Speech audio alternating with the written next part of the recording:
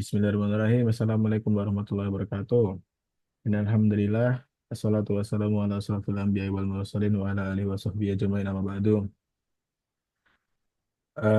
Teman-teman sekalian, pada kesempatan kali ini kami dari kelompok 7 yang beranggotakan Alif Radia Rahman dan juga Adam Firdaus.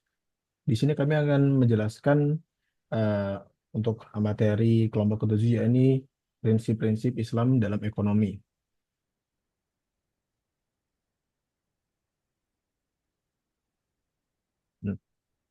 Untuk daftar isinya ada tiga, yaitu yang pertama Islam adalah agama yang sempurna, yang kedua adalah landasan ekonomi Islam, dan yang terakhir adalah prinsip-prinsip ekonomi Islam.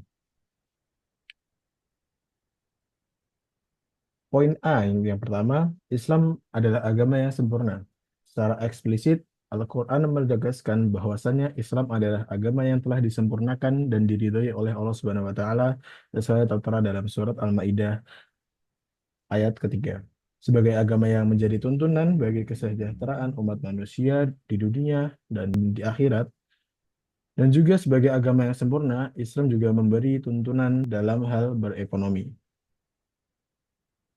Selanjutnya, poin B, landasan ekonomi Islam. Yang pertama adalah landasan akidah. Poin A, Islam menegaskan bahwasannya manusia adalah yang dipercaya sebagai khalifah, yaitu yang mengemban amanat Allah untuk memakmurkan kehidupan sesuai yang tertera pada Quran Surat Al-An'am ayat 175 dan Quran Surat Hud ayat 61.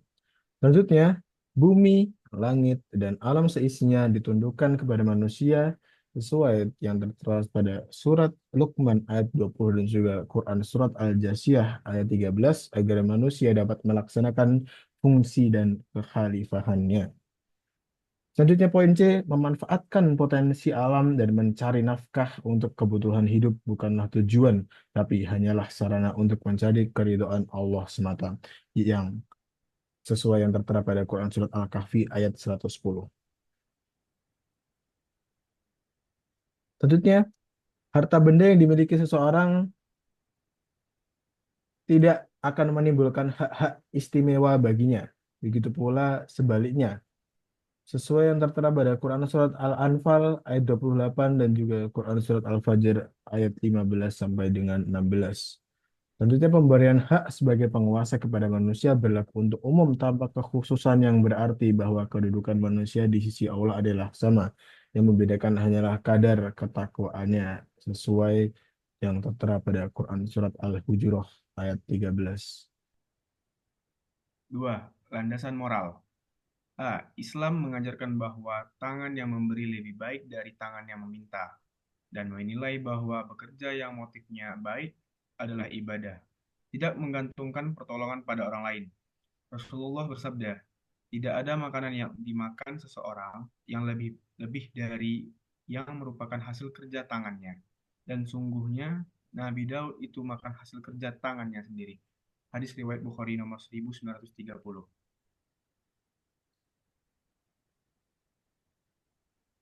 B. Islam mendorong umatnya agar memberi jasa kepada masyarakat. Tertulis dalam hadis Nabi Shallallahu Alaihi Wasallam, manusia yang paling disukai Allah adalah yang paling bermanfaat bagi manusia lain. Hadis riwayat Muslim. C. Menikmati hal-hal yang dibolehkan syariah seperti menikmati hasil pertanian, kerajinan, dan lain sebagainya dianggap sebagai ungkapan syukur kepada Allah. 3. Landasan yuridis. Landasan yuridis, ekonomi Islam sama dengan landasan ajaran Islam pada umumnya, yaitu Al-Quran, Al-Hadis, dan Ijtihad. C. Prinsip ekonomi Islam. Satu adalah Allah adalah pemilik mutlak atas segala-galanya. Dua, ada perbedaan antara yang halal dan haram dalam mencari dan memanfaatkan kekayaan dan sumber daya alam. Tiga, larangan menumpuk-numpuk harta dan tidak menafkahkannya ataupun melantarkannya. Empat, jaminan sosial. Ayat Al-Quran yang menekankan adanya jaminan sosial misalnya A. Adanya hak fakir miskin di dalam harta orang-orang kaya. Quran surat Al-Ma'arij ayat 70, surat ke-70 ayat 24 sampai 25. B. Keacuhan terhadap fakir miskin adalah penyebab dijebloskannya manusia ke dalam neraka. Quran surat Al-Mudassir surat ke-74 ayat 42 hingga 44. 5. Zakat. Zakat yang merupakan salah satu rukun Islam disebutkan beriringan dengan kata sholat sebanyak 82 kali di dalam Al-Quran. Ada beberapa fungsi zakat, yakni A. Meningkatkan kesejahteraan fakir miskin dan membantu mereka keluar dari kesulitan hidup dan penderitaan.